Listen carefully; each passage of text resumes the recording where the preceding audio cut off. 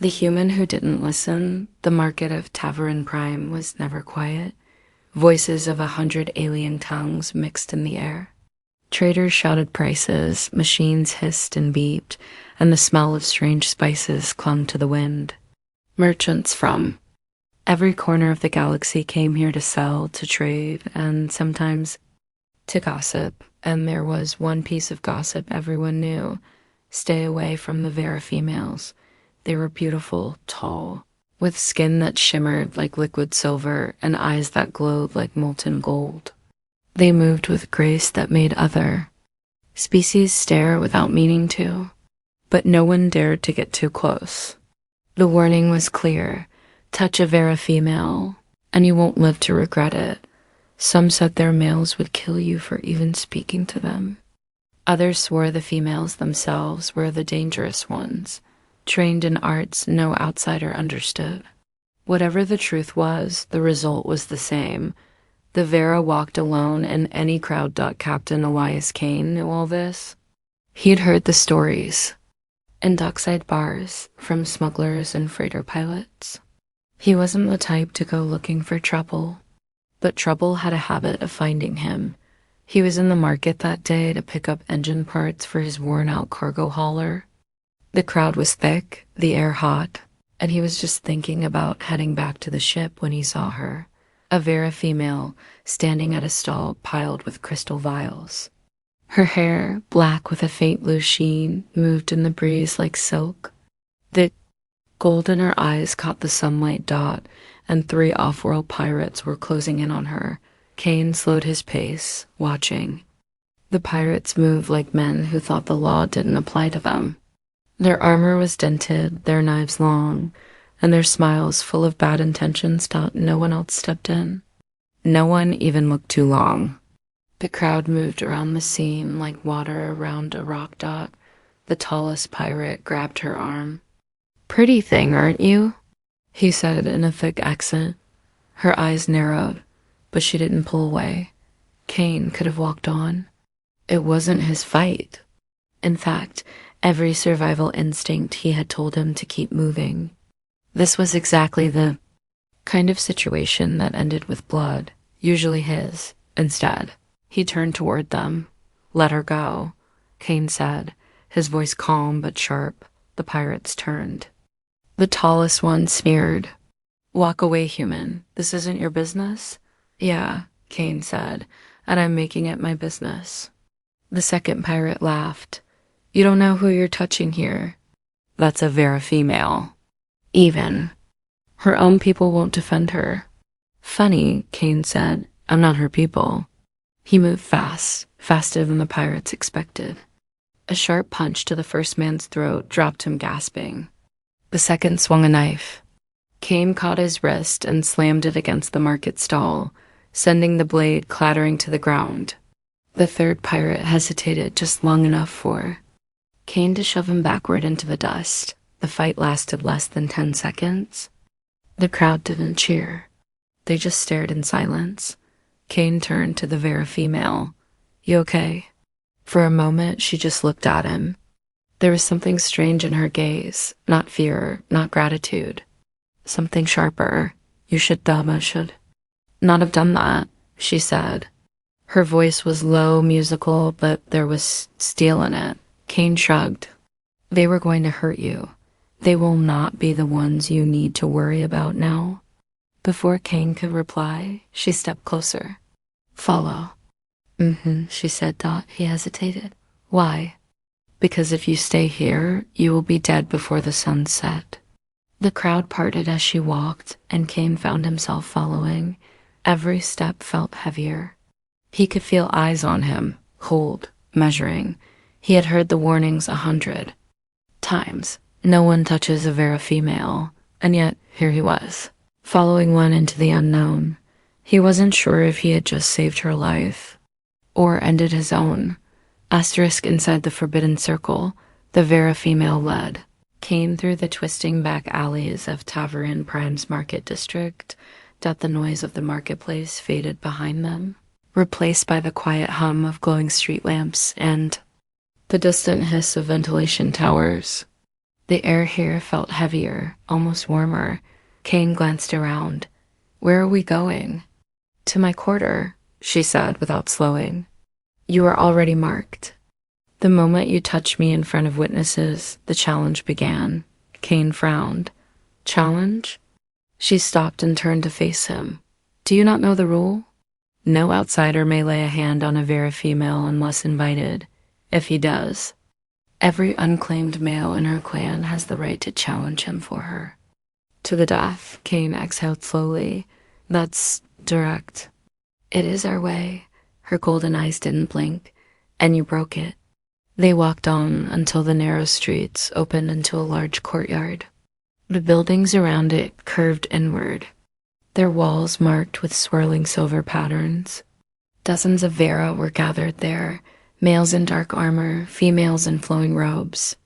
Every pair of eyes turned toward Kane. The air felt like a held breath.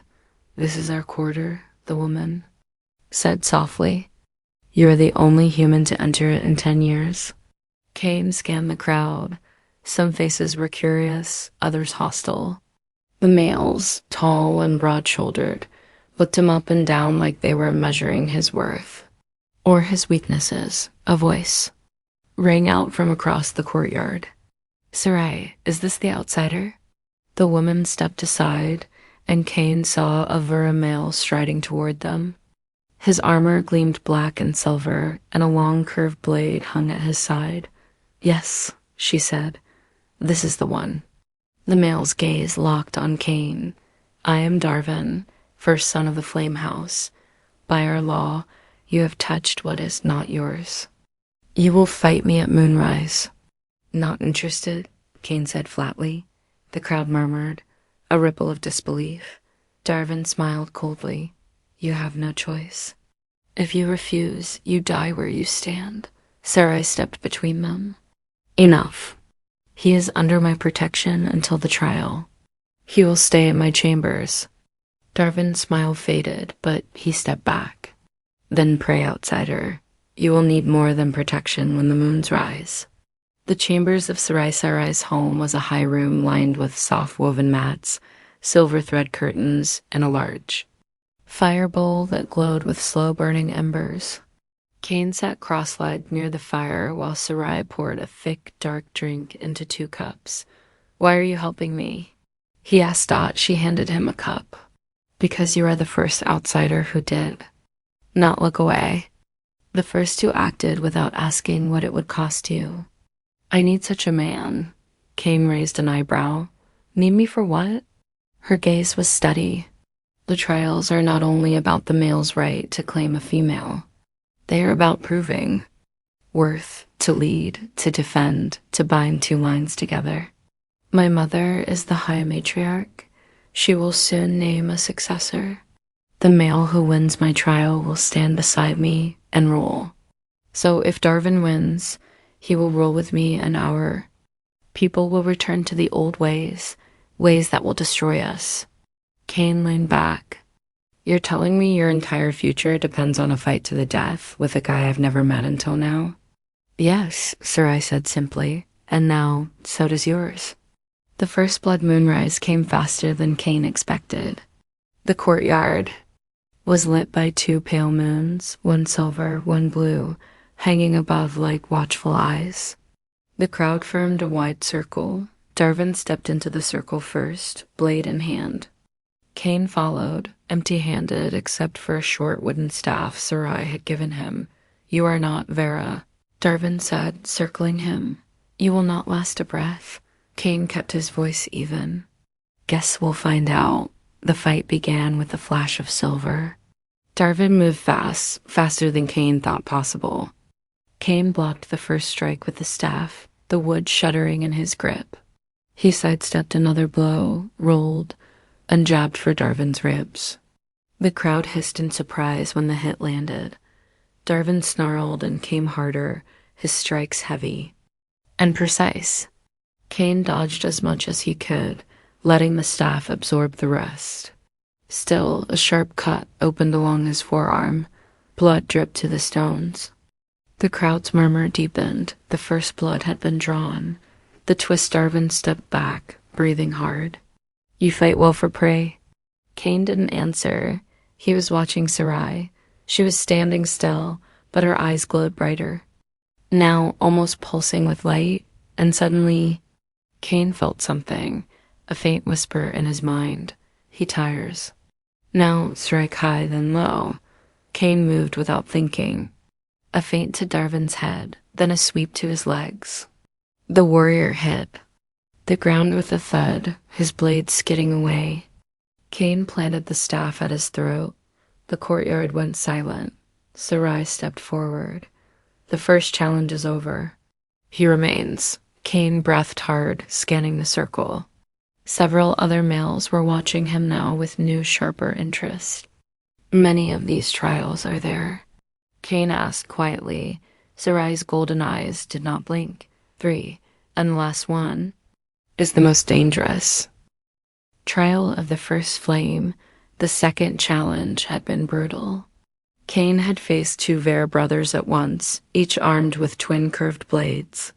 He had won by using the same tactic he learned in boarding actions, forcing them into each other's path until one tripped the other. The crowd had roared in shock when he walked away. Bleeding but standing Dot, now only the last trial remained. Sarai stood with him in the preparation room, her expression calm, but her golden eyes sharp with urgency. This final test, she said, is not about speed or strength. It is about heart. It is about standing when every part of you screams to fall. It is called the trial of the first flame. Kane tightened the wraps on his hands. Sounds poetic. What's it really mean? You will enter the flame ring, Sarai said, and face the champion. He will not stop until you yield. Or you cannot rise again. If you win, there will be no more challenges. If you lose, Kane smirked faintly. I don't plan to lose. The arena of fire, the courtyard, had been transformed. A wide circle was marked by burning braziers, their flames licking the night air. The heat rolled over Kane as he stepped inside. Dot, across from him, stood the champion, Varek, the High Matriarch's personal guard. Taller than Kane by a head, muscles like sculpted stone, and carrying no weapon. He didn't need one. The crowd's roar faded to a hush as the High Matriarch raised her hand. The trial of the first flame begins. Varek moved first, faster than a man his size should be. Kane dodged the first blow, but the second caught him in the ribs like a hammer. Pain exploded through his side. He staggered but stayed up. Human edge of Varek pressed forward, his fists and elbows coming like a storm. Kane blocked what he could, took the rest, and looked for patterns. The champion fought like a wall, always forward, always pressing. Kane remembered Sarai's earlier guidance, the strange voice in his mind. Sarai, he thought. I am here, her voice whispered back. He leaves his left open when he strikes high. Kane waited, took another blow to the shoulder, then stepped inside Varek's reach. His fists drove into the champion's ribs, hard. Varek grunted, but didn't stop. The fight became a rhythm of hits, dodges, and near misses. Kane's vision blurred, sweat burning his eyes. Breaking the champion, Varek caught Kane with a sweeping kick that dropped him to one knee. The crowd leaned forward. This was the moment most challengers gave up, but Kane pushed himself up again, blood on his lip, breathing ragged. Not done yet. Varek's eyes narrowed in respect. Kane changed tactics, using smaller strikes. Quick movements making the champion turn, forcing him to move his heavy frame. Slowly, Varek's attacks lost a fraction of their speed. Kane waited for the opening. When it came, a high overhand strike, he ducked low, drove his shoulder into Varek's stomach, and shoved with everything he had. Varek stumbled, hit the brazier's edge, and dropped to one knee. Kane stepped in, hand raised for the final blow. The champion lifted his hand, not to strike, but to yield. The verdict silence fell. Then the High Matriarch rose. Her voice carried across the courtyard. The trials are ended. By right of victory, the human Elias Kane stands as chosen protector and bondmate to my daughter, Sarai of the First Flame. The crowd erupted in sound cheers, some shouts of disbelief. Kane just stood there, catching his breath, feeling every ache in his body. Sarai stepped into the ring. She placed a hand on his chest, her golden eyes bright. You have done what no outsider has ever done. You stood in the fire and did not fall. Kane managed a tired smile. Guess I'm bad at listening to rules. The final respect Varric approached, his great shadow falling over them both. Kane tensed, but the champion only bowed his head. You have my respect, human, and my blade if ever you call. One by one, the other Vera warriors followed, bowing slightly, not as equals yet, but no longer as enemies. HFY closing beat later. As the fires burned low and the crowd dispersed, Sarai walked with Kane to the edge of the courtyard. They will still speak of you as an outsider, she said softly, but they will also speak of you as the one who stood in the first flame. That name will open doors for you and close others forever. Kane looked out at the alien city glowing. In the night, I'll take it. Better to be remembered for standing than forgotten for stepping aside. Sarai's lips curved into the faintest smile. Then remember this, no one dared to get close to the females of my people until you. They walked on together into the dark streets under the watch of two moons, and somewhere deep in the city, old whispers began to change into something new, because now the story had a human in it.